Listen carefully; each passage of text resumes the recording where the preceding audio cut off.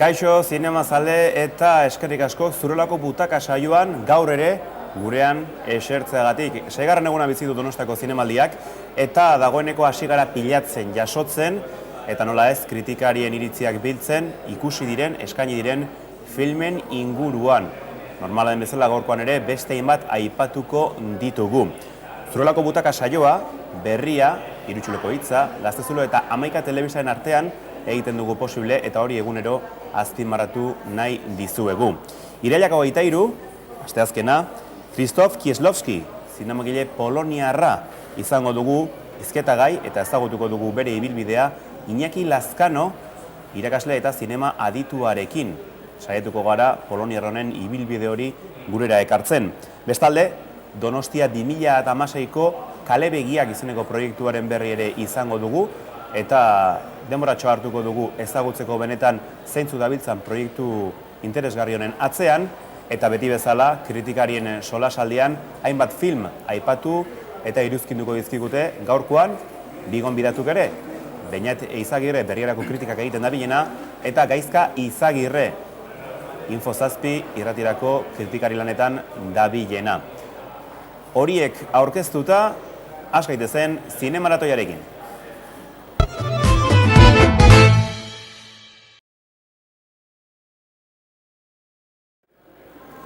Krzysztof Kieślowski, zinemagile poloniarrari tarte berezia eskaini nahi diogu Zurolako Butaka saioan, jakina da Okendo kulturetxean badela erakusketa bat, ikus alduzuena, eta eraberean liburu bat ere aurkeztuko da, laster, eta bere egilea gurekin dugu, Iñaki Lazkano, EHUko irakasle, eta zinema aditua. Kaixo eta ongi etorri? Kaixo. Eta Kieślowski dugu izpide, lehendabizi galetu nahi dizuana. Zergatik aukeratu zenuen Kieślowski, zeren tesi baten ostetikan ator liburua, baina zergatikan Kieślowski zer dauka berezgarri zu erakartzeko? Beno, nik bere pelikula bat Donostiako zinemaldian ikusi nuen, gainera pelikula ura saritua izan zen, ez duzu maitatuko. Eta handik aurrera bere ibilbidea jarraitu nuen, komertzialki estrenatu ziren Frantzian ekoitzitako filmak, La doble vida de Verónica eta Koloreen trilogia, eta tesi bat egitea otu zitzaidan, zinema aukeratu nuen, zinema gogoko nuelako, eta Kieślowski 20. mendeko azken hamarraldiko zuzendaririk esanguratsuenetakoa zenez eta nik ere gogoko nuenez, berari buruzko tesi bat egitea erabaki nuen. Eta euskeraz gainera? Eta euskeraz, bai, nire hizkuntza da, eta alde daneinean euskeraz idazten dut, ez? Gero badakigu mundu akademikoan euskeraz idaztea bakarrik ez dela posible, eta noizean behin ere erderaz, gaztelaniaz bereziki edo ingelesez idatzi behar da, eta badauzkat ere Kieślowskiri buruzko gauzak gazteleraz idatzita, baina ahalegindu nintzen tesia euskeraz egiten, eta gero ondoren liburu hau egiteko enkargua jaso nuenez. Nolako izan zen eskaera hori? Azken batean, gerora tesia baina aurkezu zen nuela, gerora liburu egiteko aukera ere izan duzu. Nolako izan zen ideia proposamen hori jaso zen nuela? Aipatu duzun bezala urritik aurrera atzera begirako bat egingo da Donostian, Kieślowskiri buruz. Eta hortaz aparte, bi liburu aurkeztuko dira, bata gazteleraz eta beste euskeraz. Eta orduan, filmategikoek jakin bazekiten nik tesia euskeraz eginen nuela eta proposamena egin zidaten. Eta onartu nuen eta hemen gaude. Eta zer topatuko du liburua eskuratzen duenak? Liburuak 4 atal nagusi ditu. Ahalegindu naiz nolabaiteko oreka bat ematen, ez, liburuari. Jendeak gehien bat ezagutzen ditu Kieślowskik Frantzian ekoitzi zituen bere azken pelikulak, ez? La doble vida de Verónica eta Koloreen trilogia, urdina, zuria eta gorria. Baina bere poloniar sasoiko zinema ez da hain ezaguna, ez? Orduan, liburu honen bitartez nire asmoa da batetik zinema hori ezagutaraztea bere osotasunean, eta gero alde neinean behintzat zinema horren giltzarriak ematea, ez? Orduan, 4 atal daude, 3 atal Poloniari zuzenduak daude, lehen atala gehien bat dira film laburrak, dokumentalak gehienak, bigarren partean berriz daude bere fikziozko film luzeak, izaera politikoa dutenak, nahiko izaera politiko nabarmena dutenak, 3. atalean dekalogoa izango genuke, ze Kieślowskik 10 pelikula zuzendu zituen telebistarako 10 mandamenduak kontuan izanik, nahiz eta ez dituen esan dezakegu kolateralki lantzen dituela mandamendu horiek edo agindu horiek, eta dekalogotik atera ziren 2 bertsio luze, ez duzu maitatuko eta ez duzu hilko.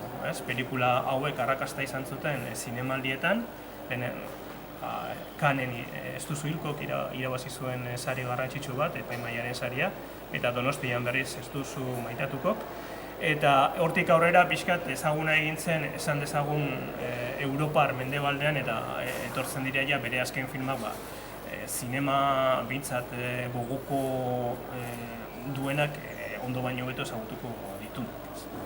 Bere filmografiari gara aipatzen, eta zinema egiteko eran, zinemari dagokionez, Kieślowskiren zein ezaugarri nabarmenduko zenuke? Zer dauka berezi bere zinemagintzak? Zaila da, ez? Komentatu dizudan bezalaxe, orotara, nahiz eta azken lauak oso ezagunak diren, eta batzuentzat ere dekalogoa, orotara ia 50 film zuzendu zituen, ez? Orduan, sasoi ezberdinak ditu.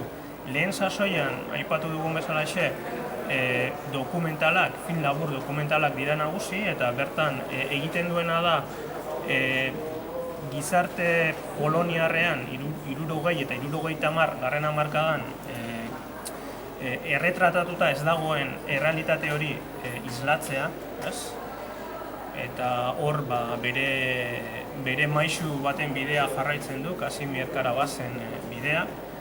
Bigarren sasoi bat dauka, lehen aipatu dugun bezalaxe, film politikoena, nolabait dago pelikula horietan sistema komunista edo sozialistaren aurkako salaketa bat, ez hori bakarrik, baina labur biltzeko bintzat.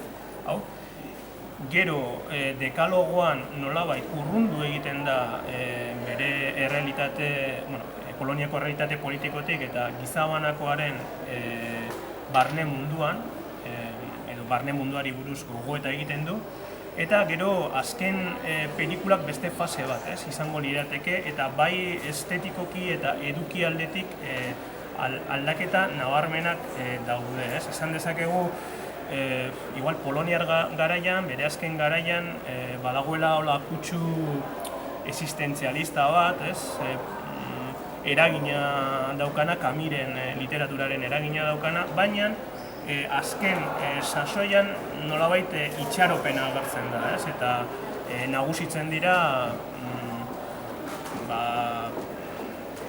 esate baterako etika, bigarren aukera eta alakoak. Eta bigarren aukeraren pixkat aldarrikapena oso lotuta dago itxaropenarekin. Jende askok dio oso eskorra zala, baina ni ez dator bat horrekin, bereziki bere azken pelikulak kontutan hartuta. Niretzat bere zinema evoluzio moduko bat da. Hor badago beste kontu bat, dekalogoa aipatu dugulako, eta elkarrizke batean, espaldi, zinemagileak ondoko hau esan zuen. Ez dut jainkoan sinisten, baina harreman ona dut berarekin. Zer jarrera zuen zuzendariak jainkoarekiko eta erlijioarekiko? Ezin dezakegu esan, nahiz eta dekalogoa zuzendu, ezin dezakegu esan katoliko zurrun bat zenik, ez? Badaude, jakin badakigu Polonia oso herrialde katolikoa dela, badaude nolabait bide hori hartu duten zinemagileak, esate baterako Zanussi, baina nik ez nuke kokatuko Kieślowski hildo horretan. Nik uste dut, eta bere pelikuletan hori nahiko ondo islatzen da, badagoela jangoikoaren existentziari buruzko gogoeta bat, ez? Gogoeta hori beti presente dago, eta pelikula askotan alde metafisikoa oso agerikoa da, ez? Orduan, ez dakit, nik esango nuke behar bada gaur bere kide poloniarak izango ditugu eta hobeto ezagutuko dute bere historia, nik esango nuke sinesten zuela edo, baina ez zela fededuna. Ez dakit hori... Gustatzen zait esaldi hori. Sinesduna bai, baina fededuna ez. Erakusketa bat dago ikusgai Donostian, ikustu Gros auzoko Okendo kulturetxean. Bertan izateko aukera izan duzu? Bai, izan naiz. Eta zer iruditu? Bai, erakusketa apala da. Bertan agertzen dira bere haurtzaroko argazkiak eta agiriak eta gero bere pelikulak, ez? Kartel batzuen bitartez. Baita ere pelikulen kartelak daude, dokumental bat dago, nahiko interesgarria dana. Nik uste dut, bere txikitasunean nahiko erakusketa interesgarria da. Eta jendea gomendatuko nuke bertara joatera. Eta gomendatuko nuke bereziki bere zikloa jarraitzea, ez? Aipatu ditugun pelikula ezezagun horiek, kakotxe artean ezezagun horiek, poloniar sasoikoak bereziki ezagut ditzan. Eta baita ere belaunaldi berriari, ez? Ja, dagoeneko bere azken pelikula egin zuenetik, bi hamarkada baino gehiago pasa direlako eta behar bada belaunaldi berriak ez duelako Kieślowski nor den ezagutzen. Aipatu dugu liburua, aurkeztera zoazela. Liburu hori gerora non eskuratu izango da, edo zein aukera izango du zinemazale horrek hartu eta irakurtzeko? Suposatzen dut kioskotan salgai egongo dela eta liburu dendetan ere, ez?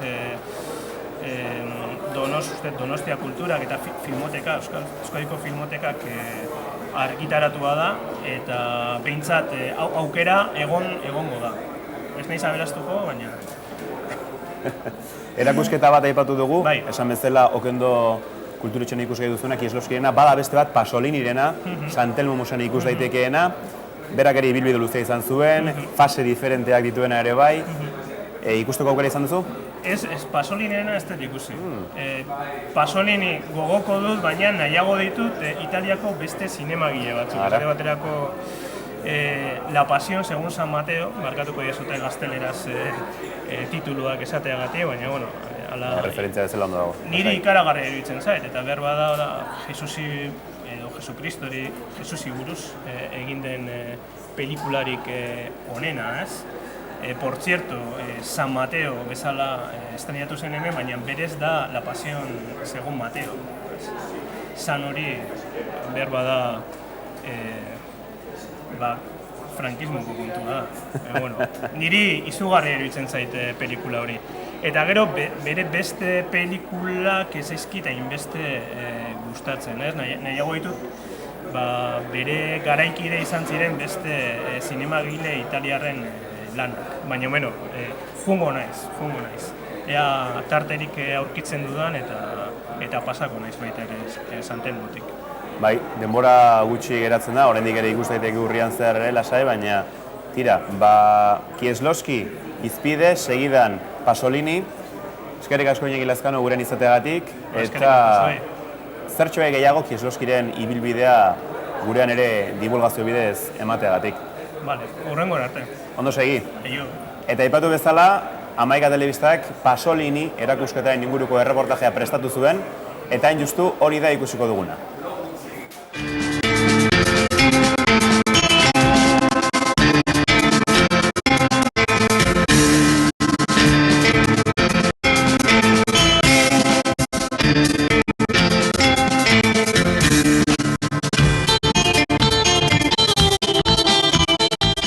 Erakusketan batuko duguna da Pasoliniri buruzko erakusketa bat, baina Pasoliniren une oso jakin batena, eta da, 1950 Erromara iritzen den momentutik aurrera, bere bizitza nola aldatzen den, bere sormen prozesuaren nola aldatzen den, eta pixkat hori dena ezagutzea.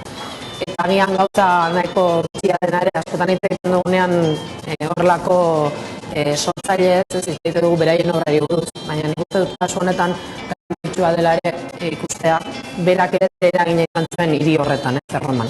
Eta erromatarren artean eta erromatar literato, zinemagile eta barren artean. Denetara 6 kapitulu dira, edo 6 atal dira, eta atal bakoitzan nolabait aztertzen Erromaren faceta desberdin bat, edo berak bizitako esperimentazio desberdinak edo bizipen desberdinak. Kontua da, bera iristen 1950 Erromara. Pixka bat iesi, bera bizi da bere Italiako iparraldean, eta arazo desberdina direla medio erabakitzen du alde egitea eta hiri handira Erromara iristea. Kontua da, bera irakasletzela, zentro publiko batean, eta bota egiten dutela pedofilia arazo batengatik edo epaiketa baten ondorio. Gerora, deskubritu zen noski gezurratzena. Baina pixkatuari bultzatuta eta askatasunaren egarri edo iristen da Erromara. Eta, hasten da zagutzen benetako Erroma dena. Pasolini hitz egiten dugunean normalean beti ezaguna dela zinemagintzaren gatik, ez zinema zuzenaria izan zelako. Baina erakustetan ikusten den bezala, 39 urtean zituen arte ez zuen bere lehen filma egin, ez? Orduan, hemen agertzen dira bere sortzaile prozesu guztiak, edo behintzat saiatu gara nolabait azpimarratzen beste sormen guzti horiek, ez? Alde batetik, retratuak, pinturak, orain arte oso ezagunak izan ez direna, baina gaur egun geroz eta garrantzi handia dutenak, eta noski bere literaturaren faceta, idazle faceta hori, ez? Erromara iristen denean, herriko jendearekin dauka harremana, herriko jendea gainera gero bihurtuko da bere filmetako protagonista askotan, baina bereziki harremanetan jartzen da baita ere kultura batekin eta hizkuntza batekin. Romaneskoa hitz egiten da, inguruko suburbio horietan edo, eta berak egingo du liburu bat dialekto edo hizkuntza horretan, ez?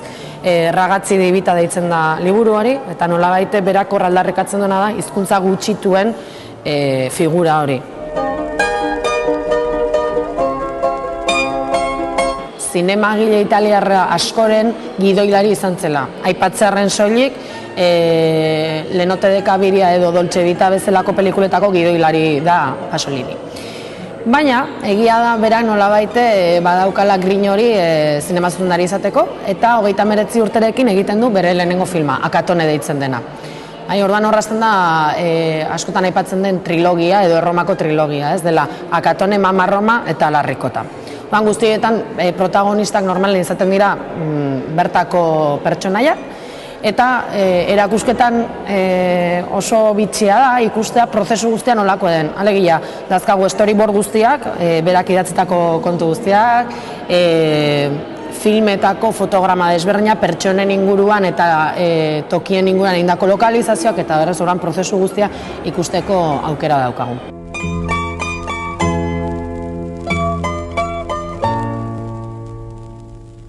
Guztira bere bizitzan 33 epaiketa izan zituen, guztietatik absolutua izan zena, baina egia da horrek izugarrizko ondorioak ekarri zizkiola, ez?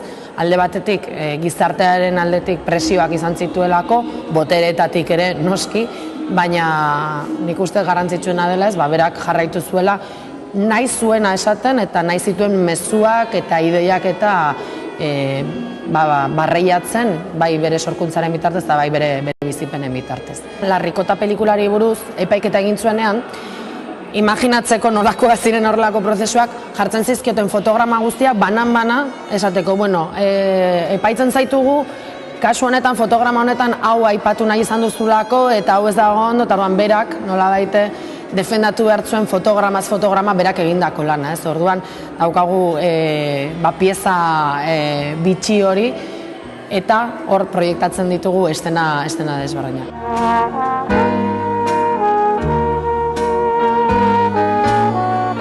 Azkeneko fase honetan, hainbat filme egiten ditu, baina agian aipagarrienak dira alde batetik Saló filma, izan zena bere filmografian agian entzutetsuenetakoa edo oso polemikoa izan zelako, eta petroleo liburua bukatu gabe utzi zuen, ez?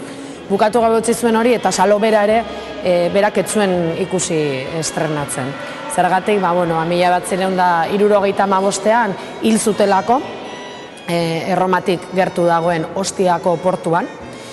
Eta agian aipatzea, erakusketan ere aipatzen delako, ez da,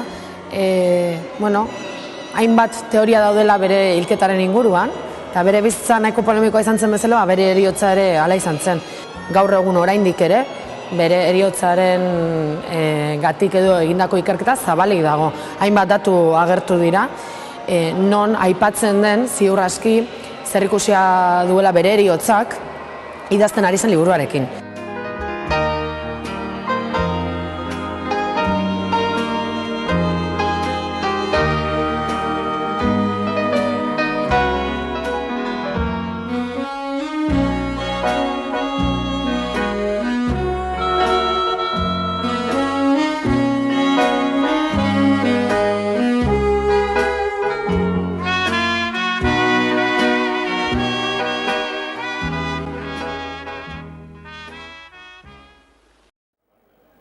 Kalebegiak proiektua ezagutzen duzue? Soilik aurrera genezake, Donostiak 2016ekin harremana duela, baina xehetasunak jasotzeko gonbidatu ditugu proiektu honen parte diren bi kide batetik sortzaile bat eta bestetik koordinatzaile dena. Sortzaile, Maria Fernandez eta Jorge Gil, koordinatzaile. Kaixo eta ongi etorri. Aurrera. Kaixo, mi esker gonbidatuagatik. Eta Jorge, ongi etorri zuri ere, eta zurekin abiatuko gara, zeren Kalebegiak hortxe dugu izena, ikusi dugu edabideetan, ikusi dugu kalean, ikusi ditugu hainbat pertsona kalean batez ere errodatzen gauzak, baina zehazki zer da Kalebegiak, nola deskribatuko zenuke? Kaixo. Kalebegiak, Larrotxen Donostian dagoen Larrotxene kulturetxeko irakasle batzun idei esan zan, eta 2016ko proiektu global honen barruan guk ikusi genuen aukera zerbait aportatzeko. Eta kasu honetan guk dakigun gauza bakarra guazten esatea, zinearen inguruko gauza dira, orduan iruditu zitzaigun izan zitekela aukera polita egiteko pelikula kolektibo bat, 12 laburmetraiez osaturiko izango zana. Eta gero, 12 kordio zentzuk egingo zituzten, 3 belaunaldi o 3 zuzendari mota elkar banatzea okurritu zitzaigun. 3 talde horiek dira batetik zuzendari veterano eta ezagunak, bestetik kimuak belaunaldiko beste zuzendari batzuk, eta azken talde hortan egongo litzake jende berria, zuzendari berriak, sortzaile berriak, horretarako ireki genuen lehiaketa bat, eta 3 proiektu aukeratu ziren, eta horietako bat izan zen Maider eta Mariaren proiektua. Orduan hori, luztemetrai bat izango da, 12 laburmetraiez osaturikoa, eta ideia da urrengo urteko zinemaldian, 2016ko zinemaldian estreinatzea. Oinarrian? Barkatu behar. Horrela, gustoro gongo gara. Oinarrian, Donostiaren hainbat ikuspegi jasotzea du nolabait asmoa, film labur hauen bildumak, eta pentsatu nahi duana da, Donostia oinarri izan da ere ikuspegi diferenteak landu nahiko direla, eta hori ja, akaso zuen sortzailei uzten dizuela, aukera hori. Koordinatzaile bezala 2 pertsona gaude, Larrotxeneko 2 irakasle, Michel Gaztanbide eta ni. Eta orduan gure bete beharra ulertu dugu dela pelikula honen batetik aniztasuna eta bestetik kalitatea bermatzea. Eta 2 gauza haiek bilatzeko nik uste importante esan zela aukeraketa, ez? Zein 12 pertsona, kasu honetan 9 zuzendari aukeratu, ez? Eta, ja aukeratzen dezunen, pues, zerbait ez, ja estiloa edo markatzen duzu. Hau da, guri interesatzen egun estilo diferenteak egotea, gai desberdinak, hau da, aniztasun bat bilatzea, eta, bueno, denetarik dago momentuz, osea, ia proiektu guztiak ezagutze ditugu ja, eta orduan, pues, badaukagu animazioa batetik, bestetik dokumentala, gero fikzioaren barruan gauza esperimentalagoak, beste batzuk klasikoagoak, orduan, bueno, hori da gu bilatzen ari gana, pelikula anitz bat, eta, bueno, bere orokortasunean aberastasun bat eukiko duna. Zer moduz doaz errodatzeak, azken batean iritsiko dira 2016ko zinemaldirako? Bueno, espero baietz. Bai, hortan egia. Nik uste ondo goazela. Gure intentzioa da, osea, 12 laburmetra izan da, 2015 bukaerarako, hemendik ja 3 hilabetetara, pues 7 bat, 8 bat rodatuta ukitzea. Eta momentuz ondo goaz, zentzurretan, eta pozik, rodajetan esperientzia polita bizitzen ari gara, hau da, porque gure idei esan zen nola Larrotxenetik gatozen, Donostiko kulturetxe batetik, eta kulturetxe hau zineman espezialetuta dagoen, gure idei esan zen beti rodajetan gutxienez ekipoaren euneko 50% Larrotxeneko ikasleak izatea, ez?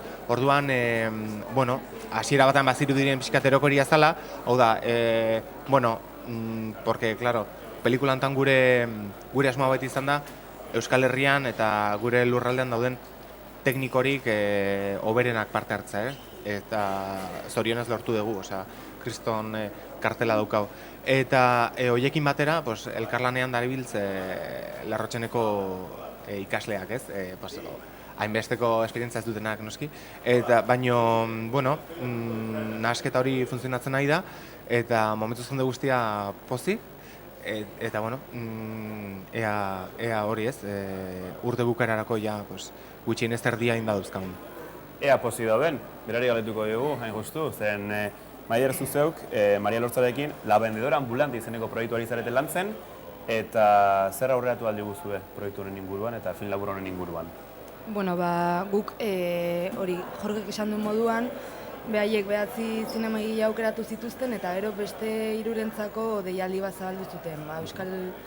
Gipuzkoako jendea zen, Gipuzkoarrentzat beraien proiektuak aurkezteko. Mariak eta biok jada 3 urtez darabilkigu lanean elkarrekin eta batez ere dokumentalak egiten ditugu. Orduan, guk gidoi moduko bat idatzi genuen, azken finean dokumentaletan bai ez dago aukera handia gidoiak idazteko, bai imaginatzen dezun hori idatzi dezakezu, baino egin batean momentuan gertatzen den zerbait filmatzen ari zera. Eta guk hori aurkeztu genuen, gure proiektua hartu zuten, La Vendedora Ambulante diturikoa. Eta, esan dezakeguna da, izenburuak esaten duen moduan, kalean objektua saltzen dituen emakume baten erretratua egin nahi genuen eta hori islatu dokumental batetan, baina azkenean hori baino agian bada Donostiaren gaueko jende langileen erretratu moduko bat eta baita ere pertsonaia honen bilaketa. Eta errodatzen hasi zarete dagoeneko? Bai, uztailan egon ginen grabatzen, 3 gau ezatea ginen Donostiko aldezarretik. Eta momentu honetan, materiala ikusi genuen, gero porrak hartu genituen berriz ikusi behar dugu eta erabakia berriz filmatu nahi dugun edo ez, printzipioz uste dugu ez. Eta hori momentu honetan ja muntaiari begira gaude. Eta koordinazio lanetikan laguntza asko jauzu duzue, baliabide on asko izan dituzue aukeran errodatzerako, hemen aurrean duzu koordinatzailea, ea zer esaten duzun, baina... Bai, ia esan, zakit hori esaten nuen ez, Mariak eta biok elkarrekin egin dugu lan, eta beti gure artean erabakitako ideiak dira, gure artean egiten ditugun lanak batzutan beste lagun batzuekin, baina beti postu berdinak konpartituz, ez? Erabakiak hartuz, grabatuz, soinua eginez, eta orduan, beraiek ematen dizkiguten baliabideak beste modu batean lan egiteko aukera eman digute, ez? Azken finean, errodaian ekoizpeneko pertsona bat izan dugu gurekin, itxaso, eta berak gauza guzti horiekin asko lagundu zigun, eta baita ere soinua grabatzen zuen pertsona bat, orduan guretzako asko zerrexagoa zen, nahi genuen horretan kontzentratzea eta erabakiak hartzea. Aipatu dugu puzleak 12 pieza dituela, horietako bat zuena da, Bai. eta Kalebegia proiektuaren baitan joango da. Kalebegiak bera, proiektuari buruz, zer iruditzen zaizu halako proiektu bat garatzea Donostian? Bueno, Beste konpromisozko galdera bat. Jo, ez dakit, iniziatiba polita iruditzen zaitez, azken finean, bueno, alde batetik aukera ematen dizute zure lana bermatzeko, baliabide asko eskaintzen, nik berari esaten dio dana ez, guretzako, behintzat niretzako, eskertzen duan gauzetako bat da baliabideak ukitzea, edo baliabide gehiago, eta aukera desberdinak ukitzea, eta aukera hori izatea, nik erabakitzeko zer behar dudan eta zer nahi deten gauza bat edo bestea egiteko. Eta horretaz gain ere, pelikula bat egin, non beste belaunaldietako zinemagiak dauden, ezakit kartel polita osatzen eta gu izatea horren parte ez, nik uste bai, ezakit, ongi dagoela. Sortzaile bezala Maider, noski, halako proiektu baterako aukeratu izanak, nolaiteko ilusioa ere indartzen du, zuen sormen lanari dagokionez. Bai. Laburretan zabiltzate, dokumentalak ere egin dituzue, baina ematen dizue bultzada bat aurrera begira bestelako proiektuak garatzeko, luze bat egiteko, beste gauza batzuk esperimentatzeko, alegia, ematen dio indarra zuen benetako sormen gogo horri?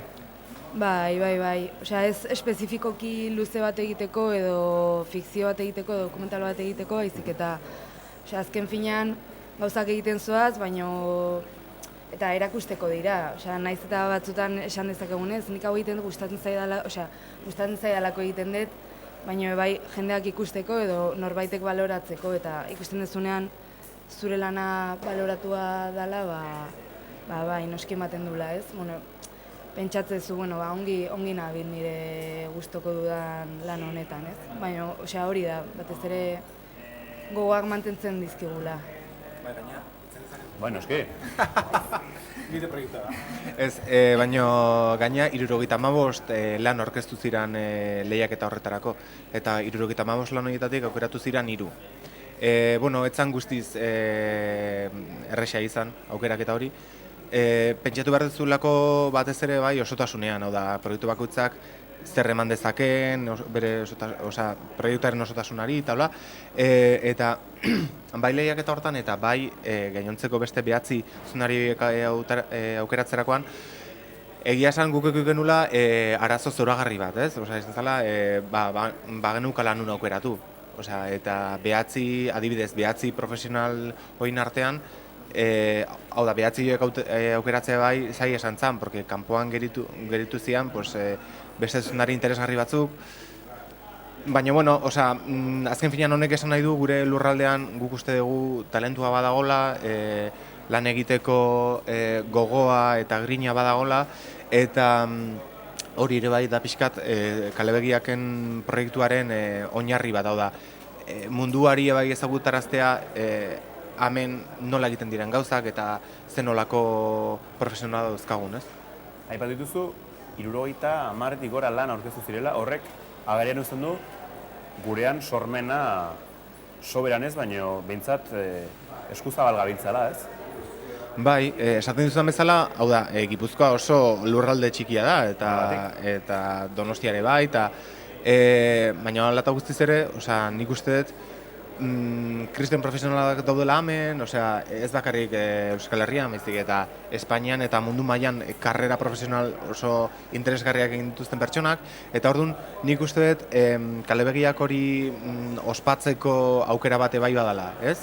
Hau da, profesional horiek adibidez estatu batuetan eta orain lanean daudenak proiektura ekartzeko eta beraiekin batera hemen lanean daudenak elkarlanean jartzeko, bai oso jende profesionala edo guazten esatera hasi berriak diranak eta talentu hori eta talentu desberdin horiek ospatzeko aukera bat bai bazala, ez? Ospatu, datorren urtean Donostia 2016 izango dugu eta urteneko, ez dakit, sakona eta ospatu beharreko izango delakoan nago Gipuzkoako hiriburuan. Donostia 2016 den parte ere, zinema ikuspegitik parte hartzeak ze suposatzen du zuentzat? Kasu honetan, zu parte hartzea ere koordinatzaile bezala. Bueno, ba ez dakit, guk espero dugu, osea, zinemak badauka beste lurraldetara eta jatzeko, bueno, aukera gehiago, hau da, ez da hemen egiten den zerbait, performance bat, ez dakit zer, hau da, bidaiatu dezake emaitza horrek, pelikula horrek. Eta guk espero dugu, bueno, batzuek esaten digute, ez? Hau zer da, Paris jeten bat bezala, adibidez, ez? Goratzen duzue pelikula hori, Paris jeten, ez? Ba, bueno, igual bai, igual alako zerbait da, ez? Ba, ea ez dakit mundu mailan eta hemendik kanpora batetik ikusleek ezagutzen duten gure hiriaren inguruko bueno, erretratu anitz hau, eta gero gu geuke bai ea konturatzen garen, jo ba, ez dakit, hemen ebaiz delako kapazita daukagun alako lan profesional bat egiteko, ez? Osea, momentuz lan gutxi ikusi ditugu, ja bukatuta bukatuta gutxi, baina ikusten ari garena, bueno, gure ustez, osea, kalitate handiko lana dira, eta animatuta gaude, nik uste dut zerbait berezia izan daitekela, eta ja, pues, urrengo urteko data hortan pentsatzen, ez? Osea, urrengo urteko zinemaldian, eta, bueno, pelikula aurkezteko momentu horretan, eta horrek zer suposatu dezaken, eta ez dakit. Ea, bueno, zineak ebai zerbait aportatu dizaioken 2016ko festa bitxi horri, ez? Maider, zuri galetuko dizut, gaur hemen gurekin zaude eserita, elkarrizketa modua, baina datorren urtean zinemaldian bertan zuen filma ikusiko da, zuen filma aurkeztuko duzue. Ez dakit, aipatu duzuleno, sortzaileen helburuetakoa eta asmoetako bat zuena erakustea dela, gustatzen zaizuela erakustea eta benetan zuen lana zein den bestei ikusaraztea. Baduzu gogoa iristeko ja data hori? Bueno, bai, ez dakit, esan, osea, ez dut horretan pentsatu, baino, bai. Ez dakit berezia izango da, ez? Olako zinemaldi batetan gure lana erakustea, bai. Gainera egongo zaretela, kasu honetan elkarrizketa da, baina aurkezpenean egongo zarete eta aurkeztu behar izango duzu, eta hori ere beste plus bat emango dio zuen lanari, ezta? Bai, noski esaten nuena. Honelako zinemaldi batetan erakusteko aukera aukitzea ez hainbeste jendeen aurrean, osea, egun hauetan pelikulak ikusten egon naiz eta areto guztiak beteta zeuden, orduan, hobeto igual ez pentsatzea horretan zeia orduri jarriko naiz. Bukatzeko bakoitzari egingo dizu galdera bat, pelikulak ikusten ibiltzarela eta ze filme ikusi duzuna zinemaldian nabarmenduko zenuke? Bat, Zinemaldi honetan? Bat. La Tierra y la Sombra ditzen da pelikula bat. Kolombiarra da pelikula, oso zakit. Zakit gustatu egin zait, osea, nahiko sencilloa, hola pertsona, xinplea pertsona gutxirekin, etxe batetan, ingurua gutxi ikusten dana, zakit. Hori da zure gomendioa. Ea, Jorge, ikusi dunetikan, ez dakit denbora izan duen, bizatu du baietz. Ez. Gauza gutxi ikusi dut, Ikusi duzunetik? Bueno, aurretik ikusita naukan amama, baina, bueno, imaginatzen dut ja hemen itzengo zen dutela luze... Luze eta zabal, bai. Horrendik itzengo dugu. Bai, amamari buruz, eta oso pozit nago behain gatik, gaina, oso jende zoragarria dialako. Eta amamatik kanpo ikusi dut Our Little Sister, gure alaba gaztea izeneko Japoniako filme bat, Kore da zunariana, kan egontzana. Eta egia esan hori izan da niretzat filmik atseginena eta bereziena eta benetan, pues, bueno, emozio duen filme bat iruditu zait, eta baina egia esan ez ditu gehiagi ikusi, hau da lanean ibili naiz batez ere, eta baina, bueno, amendik 3 egun barru galdera bera egiten baldin badiazu, ba, igual zerbait interesgarria esango nizuke. Lanean eta beste gauza zudan ere ibili zera, baina, bueno, horiek ez ditugu aipatuko. Bai, egia. Ba, bikote, eskerrik asko guren izateagatik, hemendik urtebete barru agian hitz egingo dugu kale begiagiri buruz, eta ni ziur nago ondo ere hitz egingo dugula aipaturiko proiektuaz. Maider, Jorge, eskerrik asko eta ondo ibili. Mi esker. Eta itxoin hemen, zeren urrengo bideoari nolabaiteko bidea egingo diogu. Jakina da, atzo Euskal Zinemaren gala izan genuena, eta bertan Un otoño sin Berlin izeneko filma aurkeztu zutela. Lara Izagirre zuzendaria hemen izan genuen, eta iruzkin batzuk edo beste dagoeneko jaso ditugu gure saioan, eta Gaztezulokoek ere prestatu dute beraien bideokritika, eta horixe da, segidan ikusiko duguna. Listo?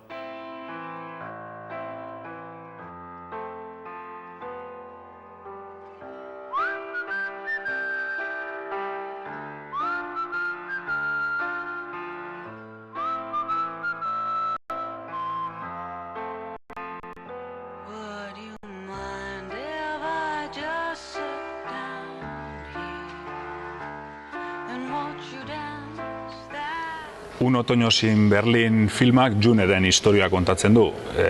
Bere momentuan etxetik inori ezer esan gabe alde egin zuen neska, berriro inori abisatu gabe etxera herrira bueltatuko da, eta ikusiko dugu nola familiarekin eta batez ere Diego izeneko mutilarekin berriro elkartzen den.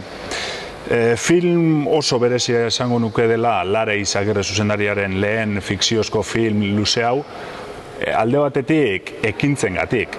Bi protagonistek, Junek eta Diegok egiten dituzten ekintzak oso ezoikoak direlako, eta ikusle batentzako baino gehiagorentzako agian sinesgaitzak ere suerta daitezkeelako.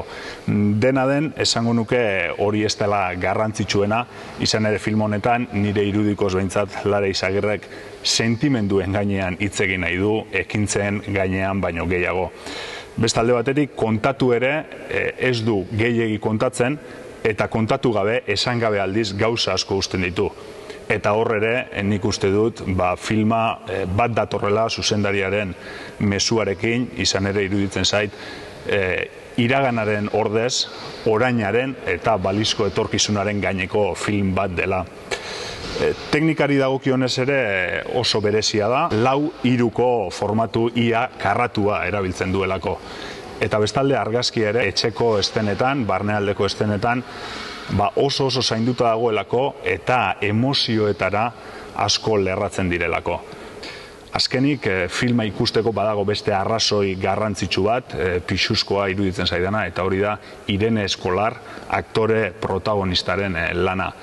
Oso gutxirekin, begirada bakar batekin, irribarre bakar batekin, asko esateko gai da aktore hau, film honetan bereziki pelikularen atentzio edo ikuslearen atentzio guztia bereganatzeko gaitasuna dauka, eta iruditzen zait, sari bat baino gehiago ekarriko dizkiola film honek izango duen ibilbidean, datozen hilabeteetan, eta baita ere iruditzen zait, Irene Eskolarren lan bikainak filmari ere ate asko irekiko dizkiola.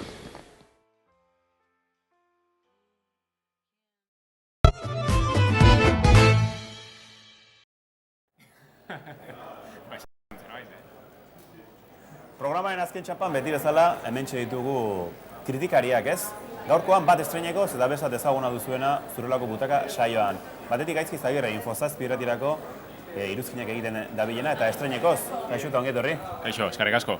Eta bere alboan, ez da Izagirre da, Izagirre, Beñat izena eta dagoeneko berrian irakurriko zenuten batzuetan loratzen ditu, gauza batzuk eta beste batzuetan ez lurperatu, baina ematen dio behar delako zineman ere kritika zorrotzak egitea. Kaixo zure ere Beñat? Kaixo zemuz geha. Ondo, pixka gaixo ikusten zaitu, baina, aterako dizugu mamia. Zurekin hasiko gara Gaizka, zeren, zinemaratoia benetan gogorra izaten da zinemaldia, jarraitu beharrekoa, nola dara mazue? Leheno aipatzen nion, ez? Nabil bereziki emozionatu egia esan. Saio ofizialean kuluskaren bat bota hoi aitortu beharra daukat. Bizpairu gola nabarmentzekoak, high rise gustatu zait. Bigarren zatia, pixka bat, burua juntzaiola ustetzunariai, protagonista, desagertu egiten da. Truman, mundu guztiari gustatu zaio, niri gustatu zait, ez zait hainbesterako ere iruditzen, baina ongi dago. Eta Amama noski, badauzka bere alde negatiboak, baina orokorrean film sendoa iruditzen zait, ausarta, badauzka alde positiboak, eta pixkat saio ofizialean, ez oso emozionatua, baina beste sailetan igual gehiago. Podiuma hori, bentsat podiumean Amama dago. Bai. Ea Beñatez esaten dugun, sail ofiziala aipatuta, aia zuk zer itzuzun orokorrean ikusitakoaz, eta martxa hontaz. Nik, asko gustatu zaitena izan da, noski, Koredan pelikula berria. Eta, normalian azkenian, pelikula asko ikuste dituzunean, etxe askotaz guatzen, ez da, azkenian, batekin, bikin, irukin gehatuko zea, ez da, orduan, zinemaldiak jabaka bukatzia, ze nik Koredan pelikula ikusiet, eta nahi detena da, publikoan sari irabazten mau, berriz ikusi. Eta golemek estrenatzen unean zinearetotan, hirugarren aldiz ikusi. Orduan, asko gustatu zait, eta ez da nire kontu bat, baizik eta jendeide gustatu zaio. Así que, ni bintzak Koreda ikusiet, eta ni ja guztuan hau, ja. Bai. Aurel el Sister da, aipatzen ari zaren filma, egia da atzu Imanol Gehiago kritikariak esan zuela, ondo dagoela baino, kunplitzen duela soilik ez dela horren ona, eta duela gutxi hemen Jorge Gilek esan digu, asko gustatu zaiola ere bai. Iritzi kontrajarriak sorritzaken filma da, Koredaren filma izateko ez da agian horren brillantea edo zer iritzi duzu binat? Nik uste oso polita dela, hasieratik harrapatze izu, eta Koredan estilua gustatzen bat zeizu, eta hori, harrapatu ite zaitu, ezta? Hasieratik eta irrifarre batekin zaude pelikula osoan zehar, eta, ez dakit, noski, Canesen adidez etzun premioik irabazi, de tal padre tal hijok Canesen sarila irabazizun epaimaiana, eta hemen de publikoan sarila irabazizun zinemaldian, eta noski, igual, fijatzen behazia igual sarilik ez duela eraman Canesen, igual pentsatzen orduan ez da inona izango, zozegatik ez du saritu. Nei iruditzen zait, de tal padre tal hijo bezain ona dela. Ez du sarilik eraman Canesen, baina ez du importa, oso pelikula polita, zoragarria, eta gaina pentsara ziteu, eta, nahi asko gustatu zait. Aurel el Sister, gomendioen artean sartuko dugu. Usteet biek ikusi duzuela, Anomalisa filma, eta biek galetuko dizuet, film berriak etarteka egunez egun sartu nahi ditugulako, eta beraien iritziak, zer iruditu? Nei ikaragarria. Nei aurten El Club filmarekin batera gehien gustatu zaidana. Iruditzen zait Charlie Kaufman maixu bat. Azkenan dirudi, ari za ikusten, stop motion bitartez eginiko pelikula bat, eta badirudi azalean behintzat txorakeri bat kontatu dizula, baina azkenean sartzen du hor kritika bat, eta nahi iruditzen zait kasu honetan, bakardadea, beldurra eta identitateari buruzko maixulan bat iruditzen zait Anomalisa. Nik uste Oscar sarietan jarri barko luketela, sail bat animaziozko, helduentzako animaziozko pelikula honena, iruditzen zait, ikaragarri gustatu ditzaidan eta gomendagarria hori, Anomalisa. Asko gustatu ditzaidan. Bakemononoko ikusi duzu? Bai, atzo ikusi nun. Eta gehiago gustatu zaizu Anomalisa? Anomalisa gehiago. Bakemono gustatu zait, polita da, baina niri aipatzen nioen hasieran argi zegoen, infantilagoa izango zela pelikula, baina gustatzen zait pixkat, bintzat animaziozko film batean, tartean kritikaren bat, edo gustatu zait, baina mezuren bat, baina tartean uzten dut pixkat igual, Bakemonona. Baina zer iruditu zaion Anomalisa? Ez da Koreda, Kaufman, zoritxarrez, baina pelikula interesantia da, noski, oso interesantia da, eta gaizkak esan duen bezala, emateu uskeri bat aidala kontatzen, baina, azken urtetan alarede, olako pelikula potentiak aiga ikusten, Koredakin jarraituz Airdol, adibidez, panpin batekin, ez da gizonezko bat, heldu bat, ez da nola arazua dazka, ez da, hori, konektatzeko, pertsonakin, harremanak eukitzeko, eta zailtasun haundila dazkan pertsona, orduan batzuk Japonen adidez, panpinakin bete nahi du eutzune hori, animalistazko txakurrakin eta bar bete nahi du eutzune hori, emakume askok, askok batzuk behintzat ez da, gizonakin igualetze izkitu harremanako zondo atea, eta pentsatzeu gizon guztiak abroi batzu diala, eta igual hori umia ez da, zertako aguantatu bikotekide bat baldimakazu umia eukitzia, eta ama ze izan ez da, soltera izan ez da. Eta diz, Shame, beste pelikula potente bat ez da, nola, hori, bakardadia, beste pertsonakin konektatzeko dazkaun zailtasunak, gaur egun individualizazio prozesu honek sortu dituen gora berak, orduan Anomalisa oso alde hortatik interesantia da, ez animaziozko pelikula dalako, baizik eta histori bat dakalako kontatzeko, eta gainera ezateuna da azken finean harreman ez du egonkorrik ez dakan pertsona bat, pixka bat bere beldurrak, bere eguan preso ongoala, eta ez dula bizitza saboreatuko. Orduan, Koredak emate igual, hortatik Koredak emate iguzein dan... Zer gustatu Koreda? Koredak emate iguzein dan gakua, ez da... Familia askotan edo hori...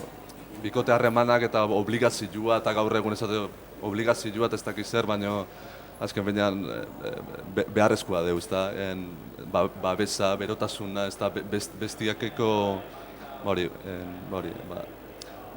Baina ez da beti erresa, baina harremanak askotan ez dira errazak, eta unibertsala izan arren, Pikadero pelikulare ekarri genezake gai horretara, zeren batzuetan zaildu egiten da bi pertsonen arteko harremana, batez ere harreman sexual da, ez? Eta beti aipatzen da oso hotza garela hemen, eta horrelako histeriak. Eta Pikadero bera, aipa genezake zentzu horretan, zer ditu zaizu? Nahi Pikadero gustatu zitzaiten, bai. Baina oso berezita dalako, pelikula bitxila da, berezita. Igual aukera dazka zuzendari berriak pelikulak ikusitutenak ez dira oso, oso potentiak esango deu. Ez da, orduan, zuzendari berriak sailean pasatzean da askotan, teknikoki, moldatzen. Osea, nahi du ez oze kontatu, ez da, alde hortatik historia emate jo garrantzia, baina askotan igual ez du asmatzen, no? Eta Pikadero, bai usteu arrasto bat, ez da, eta nik uste hori dala importantiena, ez da, arrasto bat ustia. Kontua da, ez dakit Euskalduna zialako edo, baina alegia txortani nahi bazu ingozu, alde hortatik ez da arazoik. Orduan, nahi irutu zitzaiten janeken amor bezalako zea bat, bi xar, ja hori, ja sexua, pasilua eta ja agortu da, eta gehatze zaioena hori da, kompainia, ez da. Baina, ez dakit, pixkat rarua zen, ez da, alde hortatik, baina ez dakit, Euskalduna dialako, edo igual dia, puritano xamarrak, ez dakit. Baina, polita zen, bai. Gaizka, Pikadero galetuko dizut, eta gerora El Club ere aipatuko duzen oso kritika ona jaso ditu, Pikadero bera, zer? El Pikadero asko gustatu zain nire, bai, esan duen bezala berezia da pelikula. Nik uste gainera, Euskal Zinemagintzan, kasu honetan amama aipatzen ari gara, baina kasu honetan nik uste aurrera pauso bat dela Pikadero filma, ze azkenean barrera bat austea bezala da, ez? Oso ohituta gaude, batez ere kontatzeko moduan edo gidoian edo lengoaia zinematografikoan zerbait klasikoagoa ikusten, ez? Eta nik uste zentzu horretan Pikadero barrera horiek hautsi egin dituela, ez? Kontatzeko moduan batez ere, nik gogoratzen dit pixkat, Ipar Europako, bai Roy Anderson edo Kaurismäki bezalako estetikatik zuzenan edaten duela uste dut. Eta behintzat zentzu horretan nik uste Pikadero bezalako film bat zuzendari berriak sailean egotea garrantzitsua dela. Eta beak esan duen bezala, nik uste irabat dezakela, ze beste pelikulen artean, nik adibidez, La vida sexual de las plantas ikusiet eta gustatu zitzaidan, baina besteen artean, badaukate kontatzeko teknikoki modatzen dira, ados nago berekin, baina nik uste Pikadero badaukala, gehigarri hori azkenean. Eta El Club, nabarmendu duzu, El Club, bai. Eta, esaten zu... Beha dago Koredarekin, manik El Clubekin. Zu El Clubekin, zergatik? Ikaragarria, ikusi nuen dela 2 egun eta oraindik ezin dut burutik kendu. Nik uste, iruditzen zait, gaina berak aipatu den janekeren, pixkat estetika hori edo maniatzeko modu hori erabilita, azkenean ze garrantzitsua den kontatzen dena baino kontatzen ez dena, ez? Eta oso psikologikoa da pelikula. Batipat kontatzen duena da, Jesus, esango dut, herriska txiki batean kostan, etxe batean isolaturik bizi diran 4 gizon eta emakume bat. Ustez, iraganen egindako bekatuak garbitzeko daude hor, ez dakigu hasiera batean zergatik, baina, minutua pasala, pelikula pixkat iluntzen doa, eta bihurtzen da, ez dakit, etika religiosoaren estolderiaren, ez dakit, kritika ikaragarri bat. Eta hori, aipatzen nuen lehengo gunean, argian idatzen nuen kritikan, minak zuzenan pantalla zeharkatu zuela sentitu nuen. Eta nabil, azken 2 egunetan, indikan, bueltaka eta azkenan hori da garrantzitsuena, ez, pelikula batean, pixkat, min hori edo sentitza edo zerbait sentitza barruan. Eta nik uste gaina orokorrean zinematitik kanpo urteko pelikuletariko bat dela, El Club. Hemendik kanpo, azken nahi gai pixkat epaitzen hemen ikusten duguna, baina orokorrean nik uste urteko pelikuletakoa dela, El Club. Beraz, urteko telesaia Mr. Robot bali bada, urtekoa... Hoi argi daukazu. Urteko filma El Club da. Binat, zurekin joango gara, zeren gure estoldiren ez desango baizik eta gure motorrean dagoen urkizuk idatzi du, badela film bat, Me and Earl and the Dying Girl, gustatu zaiona. Eta zuri? Bai, polita da, sakona da, gaina emateu, azalian gehatze dela, askotan komedia badanean pentsatzezu, hauek ez dakite zer dan sufritzi, hauek ez dakiten, ez, baina nik uste komediak bai emate jola beti drama izta, puntu hori ez da, legia ze drama hon bat inalizateko komedia baliatzia, o komedia ba hori, komedia ukitu batzuk, ez da, nik uste dramai askotan, ez da, balio gehiago emate jola, gaina, ez da. Orduan, gaina, atsegina da, harina da, eta gaina, kontatzeko badake histori bat, eta nik uste bai, Sundancen saritu zuen, eta, bueno, itxura hona zakan, eta asko gustatu da, koredana bezain beste ez, baina de bai, publikoa asko gustatu zaio de bai, eta pelikula bai, polita eta sakona aldi berian. Bai. Bukatzeko, biei labur galdetuta, ikusiko dituzuen filmetatik bereziki bat aukeratu beharko bazen dute esateko, hau ikusi nahi eta uste dut topatuko dudala, nahi dudana, edo ez? Nik ja kupua bete dut, aurtengo zinemaldi ja bukatu da niretzat, así que gaizke utziko jo. Nire kasuan argi daukat, Perlak sailean, ez dakit bihar edo etzi estrenatzen da Son of a Saul pelikula, Hungariarra Laszlo Helmez zuzendua. Laszlo Helmez izan zen, Bela Tarasko guztien zuzendari bat da, eta izan zen bere kamera izan zen. Eta, zentratzen da bat Auschwitzen. Orduan, imaginatu ezakegu gogorra izango dela pelikula. Kontatzeko moduan ikusten desberdina izango dela, ez dela kontakizun tradizional horietako bat, baina izan bezala hori Son of Saul Perlak sailean ez dakit bihar edo etzi emango duten. Eta Uri Berena ez ikusi nahi? Uri Berena baina ikusiko dut, autoritan, baina ikusiko, komentatuko dizut. Gaizketa baina, eskerrik asko gaurkoan gurekin izateagatik, eta tira, ea osasuna laguntzen dizuen urrengo egunetan. Berdin, eskerrik asko. Eta guk ere bukatu behar dugu dakizuen bezala, saioaren bukaera honetan Amamaren lehiakideak ezagutu nahi ditugu, batzuk aipatu ditugu, podium batera osatu dugu azken txampa honetan, eta gaurkoan beste baten trailera ikusiko dugu. Gaurkoan justu, Federico Beijoren El Apostata da aukeratu duguna saioari bukaera emateko, bere trailera ikusiz, ea Amamaren lehiakide fina izan daitekeen. Bihar itzuliko gara, hemen, Zurrelako Butaka saioan, eta beraz, ez gehiago urrundu eta guztua baldin baduzue gurekin batekin. Bihar arte, eta izan ondo. Mis padres me traicionaron, no tuve la oportunidad de elegir. Mi bautismo fue involuntario. Naturalmente. ¿Y para qué necesitas el certificado de bautismo? Para apostatar. A Antonio le gusta mucho estar contigo. Y a mí con él. En relación a su solicitud y de acuerdo al artículo 302, se le invita a mantener una charla en el arzobispado con el fin de que valoren nuevamente su decisión. Pero si ya les he dicho todo, ¿qué quiere esta gente?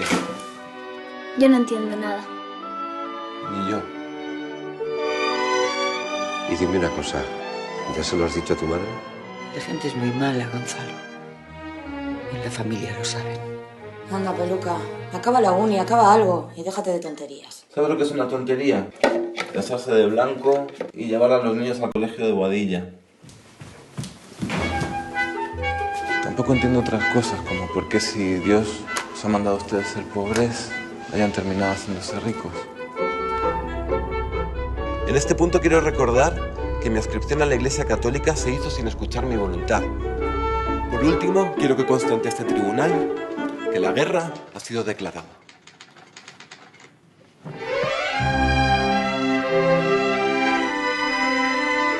Eres muy deslenguado. No has corregido tu manía de hablar mal de Dios y su santa Iglesia, Tamayo. ¿Te han perseguido? Piensa lo que quieras, pero guárdatelo. No seas un hombre perfecto. Hay que renunciar. Alargo la mano para sostenerte y elevarte. Así me la rasgo. Su divina justicia. Duerme ya, hijo.